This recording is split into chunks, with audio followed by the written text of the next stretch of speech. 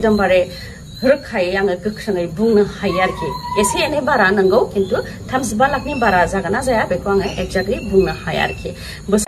Hello लोगोफोर, दिनैनि बे गोदान मोनसे भिडिअ गासिखौबो बरायना लाबावबाय। रायजो राजाफ्राथ' टाइटेल थाम्बनेल बा ससे इन्ट्र भिडिअ नुनानै एसेबाबो बुजिगाबाय जानांगौ आं दिनै मानि सायाव सावरायनो नागिरदों। बिदिब्ला जों सावरायगोन दिनै ससियेल मिडियानि थ्रुयै जों माबोरै बेसेबां बोसोरसेसोआव बेसेबां रां खामायनो हायो, जाहाथे बेखौ जोङो एसबि बड' निउस चेनेलनि बिगोमा आब' सिबिरानि ब्रह्मआ बेखौ मोजाङैनो बुंना होदों। बिथाङा बेसेबां बोसोरनि गेजेराव बेसेबां लाख रां खामायनो हाखो, फै जों बिदिब्ला भिडिअखौ नायना लानि, बिनि उनाव सावरायगोन। इउटुबाव कमप्लिट 5 बोसोर जाबाय, 5 बोसोर जाबाय आरोखि। बेनि गेजेरावनो आङो मालाबा उन्दै गथ' जोनोम होनायाव मास मोनसे थानो गोनां जादों, मालाबा बिदिनो 15 दिन थानो गोनां जादों। बिनि गेजेरावनो आरोबा मालाबा आं कर'ना भाइरास जाजादों, कभिड-19 पजिटिभ जाजादों, हस्पिटालाव एडमिट जानो गोनां जादों।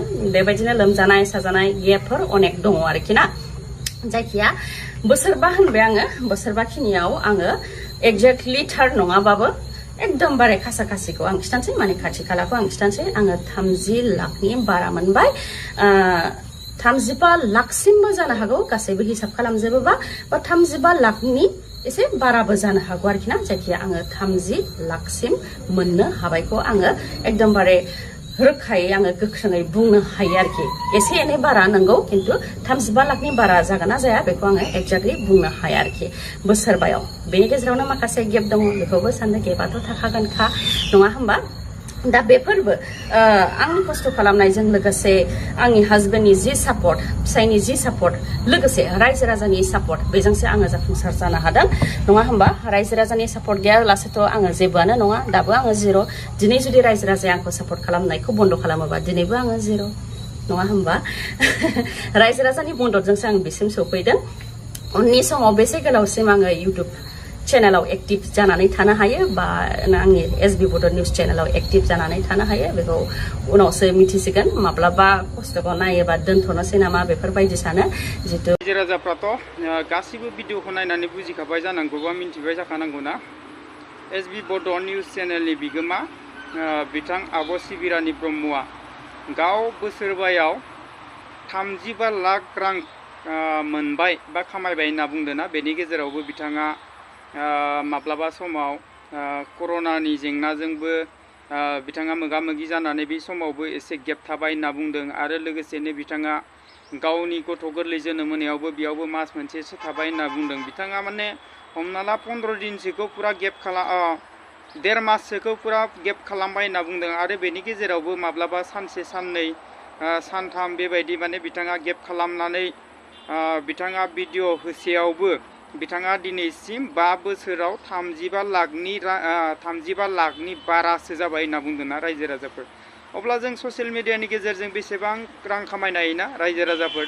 नाथाय जोङो ससियेल मिडियाखौ जाय सुबुंफ्रा बाहायनो रोङा, बाहायनो रोङि सुबुंफ्रा गाज्रि लामाजों लाङो बा गाज्रि खामानियाव बाहायो। जाय बिथांमोना ससियेल मिडियाखौ मोजाङै बाहायनो रोङो, मिन्थिबायना रायजो राजाफोर, बेसेबां रां रुफा खामायनो हायोना। बिनि थाखायनो आंबो सानो जोंनि जेसेबांखिनि फेसबुक पेजाव खामानि मावग्रा, फेसबुक प्रफाइलाव खामानि मावग्रा, इउटुब चेनेलफ्राव खामानि मावग्रा, बिसोरनि गासिबो बिगोमाफोरखौ आं बेखौनो बुंनो सानो, जों गासिबो ससियेल मिडियानि रांखौ जानो हायो, मिथिबायना रायजो राजाफोर। बेनि थाखायनो आंबो सानो, मिथिबायना, आंबो सानो आंबो जेनेबा बेबायदिनो भिडिअ खालामनानै फेसबुकआव इउटुबाव बेबायदि भिडिअ आपल'ड होनानै आंबो माने बेबायदिनो फेसबुकनि बा ससियेल मिडियानि रांफोरखौ जानो सानो, मिथिबायना रायजो राजाफोर। मानो होनना बुङोब्ला जोङो ससियेल मिडियानि रांखौ गासिबो जानांगौ ना। मानो होनना बुङोब्ला जों बेखौ रावबो आंनि बिमा बिफा बा सोरनिबा बिमा बिफाया होआ। बेखौ जाय फेसबुकनि बिगोमा, जाय इउटुब चेनेलनि बिगोमा ना रायजो राजाफोर, बेसोरसो होगोन। बिनि थाखायनो आंजों लोगोसे जों जेसेबांखिनि बर' जाखांफुनाय लाइमोनफोर, सेंग्रा सिख्ला, जाहाथे जोङो ससियेल मिडियानि गेजेरजों बा ससियेल मिडियायाव नांथाबनानै बा ससियेल मिडियायाव भिडिअ बानायनानै फेसबुक इउटुबफ्राव आपल'ड होनानै जों गासिबो रां रुफाखौ जाहाथे न'खर सलिनो बा बिमा बिफाखौ एसे रैखा होनो, बा बिमा बिफानिफ्राय जों रां रुफा लायालासेनो गाव गावनो जों रां रुफाजों नांगौ बायदियै सोलिनो हानायनि थाखाय जों गासिबो रायजो राजाफ्रा बा जाखांफुनाय सेंग्रा सिख्लाफ्रा ससियेल मिडियानि रांखौ जाहाथे मोननो हायोना रायजो राजाफोर भिडिअखौ आं बारा गोबाव खालामनो साना मानो होनना बुङोब्ला भिडिअखौ गोबां गोलाव खालामबा गोबां मानसिफ्रा नायनो बायो बेनि थाखायनो आं भिडिअखौ बारा गोबाव खालामनो साना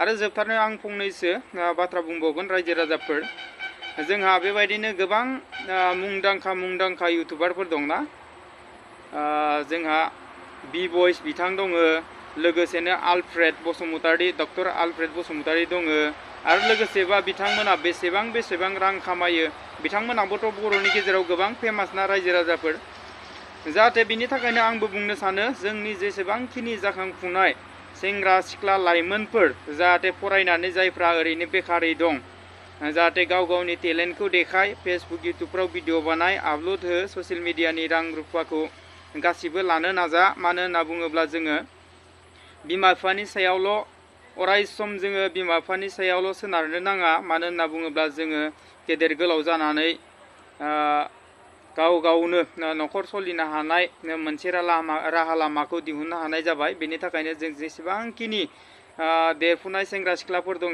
गासिबो ससियेल मिडियायाव मोजाङै गोसो होनानै भिडिअ बानायनानै फेसबुक इउटुबफ्राव आपल'ड होनानै रां रुफाखौ गासिबो मोननो हायो जाहाथे रायजो राजाफोरा आंनिफ्राय बेखिनिखौनो बुंबाय आरो जुदि नोंथाङा आंनि भिडिअफोरखौ मोजां मोनदों अब्ला लाइक खालाम शेयार खालाम लोगोसेनो नोंथाङा जुदि आंनि धीरेन बसुमतारी इउटुब चेनेलाव गोदानब्ला धीरेन बसुमतारी इउटुब चेनेलखौ साबस्क्राइब खालामना होबानो जाबाय लोगोसेनो दिनैनि भिडिअखौ बेखिनियावनो दोनथ'नाय जाबाय गोजोन्थों।